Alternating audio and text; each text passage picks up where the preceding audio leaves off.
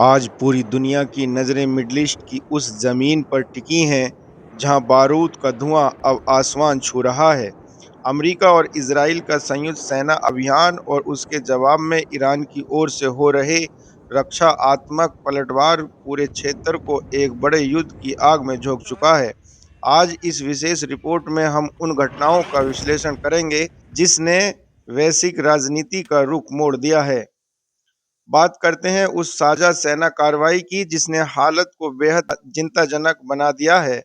America और Israel ने जब से एक साथ अपने सेना मिशन को अंजाम देना शुरू किया है, तब से ईरान के सेना ठिकानों पर बाहरी तबाही देखी जा रही है। अब तक 2000 से अधिक ज्यादा हवाई हमले किए जा चुके हैं।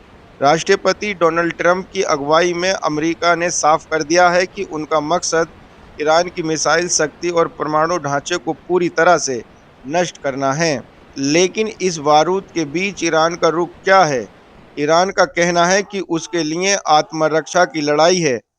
आईएनएसएस की ताजा रिपोर्ट के मुताबिक ईरान ने अब तक 571 मिसाइलें और 1391 घातक ड्रोन दागकर अपना जवाब दिया है।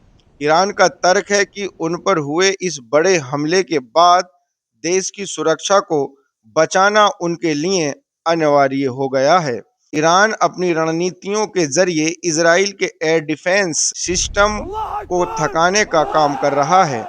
इस जंग का सबसे अहम मोड़ है अमेरिका राष्ट्रपति डोनाल्ड ट्रंप का वह बयान जिसने अंतर्राष्ट्रीय स्तर पर हलचल मचा दी है।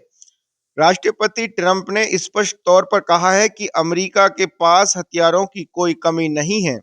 उन्होंने चुनौती देते हुए कहा कि अमेरिका के पास हथियार की सप्लाई अनलिमिटेड है और वह इस युद्ध को हमेशा के लिए लड़ने की पूरी ताकत रखते हैं।